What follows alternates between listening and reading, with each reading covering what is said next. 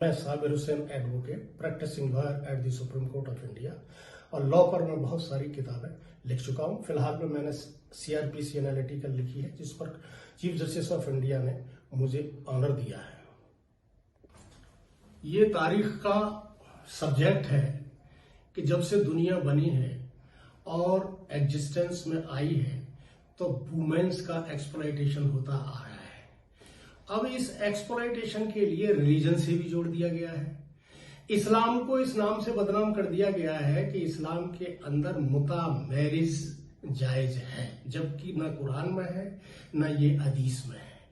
और multiple sex with multiple partners और sex unnatural sex के बारे में ये मुता मैरिज और अननेचुरल सेक्स और सेक्स विद मल्टीपल पार्टनर्स दोनों को मिक्सअप कर दिया गया है,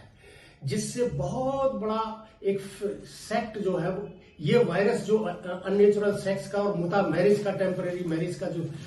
ये सब्जेक्ट मैटर है, ये वायरस पूरी दुनिया के अंदर ये नहीं है कि बड़े लोगों में हो, बल्कि ये आजकल जो है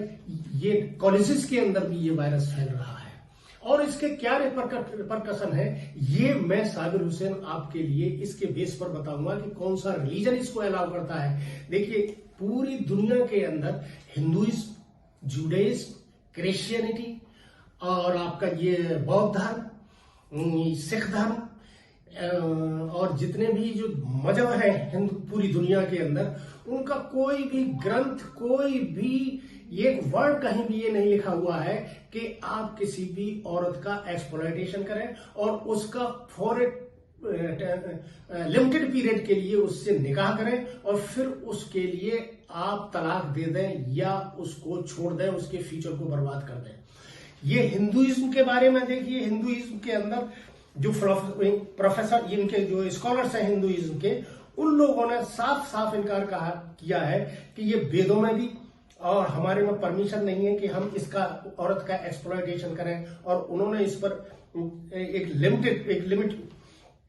दी है कि हम किन किन औरतों के साथ सेक्स कर सकते हैं, किन के साथ नहीं कर सकते। इसी तरीके से क्रिश्चियनिटी इस बात के लिए साफ डिनाई करती है कि सब हम जो है ये पॉलीगैमी को हम सिन मानते हैं और more than one sexual partner at once और over period. The national survey of family growth trusted sources ने ये कहा कि ये जो अननेचुरल सेक्स है और उसकी वजह से जो होने वाले इम्पैक्ट है, इन्होंने पूरी कंप्लीट रिपोर्ट दी है। और WHO वर्ल्ड हेल्थ ऑर्गेनाइजेशन ने भी इसके बारे में ये बताया है और डिफाइन किया है कि सेक्सुअल हेल्थ पर इसका क्या इम्पैक्ट पड़ता है, इसके क्या क्या रिस्क हैं कि एक औरत एक को छोड़कर दूसरे से, दूसरे को छोड़कर तीसरे से, तीसरे को छोड़कर चौथे से जब सेक्स करेगी तो उसके क्या रिस्क है, उसका साइकोलॉजिकल इम्पैक्ट क्या पड़ता है, उसका फिजिकल इम्पैक्ट क्या है, इमोशनल इम्पैक्ट क्या है। और ईरान के अंदर टेम्परेरी मैरिज यानी मुता के लिए एक दूसरा नाम दिया गया है जिसका नाम है सीगे। और इस सीगे के लिए वहां की गवर्नमेंट ने इसके लिए जायज करार दिया है। और ये जायज करार जो दिया है इन्होंने ईरान के अंदर बाकायदे कानून पास किया है कि ये हमारे यहाँ बिल्कुल जायज है और इस पर किसी तरीके की कोई प्रॉब्लम नहीं है। आप वहां पर सीए या टेम्परेरी मैरिज कर सकते हैं, उस पर किसी तरीके का रेस्ट्रिक्शन नहीं है। लेकिन वहां की औरतों ने इसके खिलाफ अभी पिछले दिनों में एक एजिटेशन किया था, जिस एजिटेशन को लेकर के बहुत दिनों तक वो लोग गवर्नमेंट से ये डिमांड करते रहे थे कि हमारा एक्सप्लॉयटेशन बंद हो। इसी तरीके से और बहुत सारे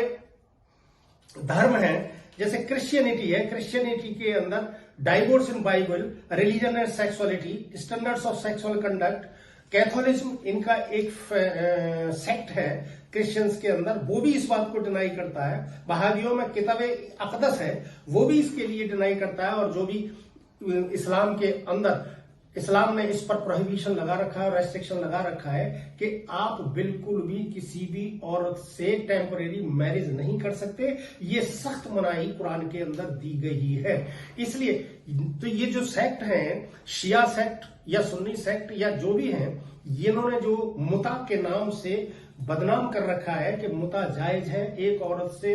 महीने के लिए निकाह कर सकते हो, 2 महीने के लिए, 4 महीने के लिए, 6 महीने के लिए निकाह कर सकते हो। ये नाजायज है और इसके जो परकशन होते हैं, इसके रिजल्ट जो होते हैं वो बहुत बड़े ही डेंजरस होते हैं, जिसका फर्टिलिटी पर इम्पैक्ट पड़ता है, औरत के बच्चे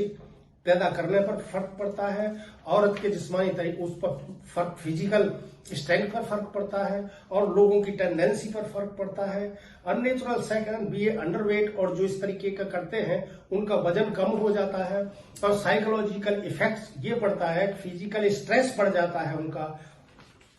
ये बहुत सारे जिसके नुकसानात हैं, ये WHO ने अपनी रिपोर्ट में और जितनी भी तंजीमें हैं वो जो इस पर रिसर्च कर रही हैं यूरोप कंट्रीज में, उन्होंने ये साबित कर दिया है कि ये बिल्कुल नाजायज है और इसके मुताबिक करने से जो वायरस फैलता है, जो डिजीज फैलती है, वो क्योर नहीं की जा सकती, वो बड़ी डेंजरस है।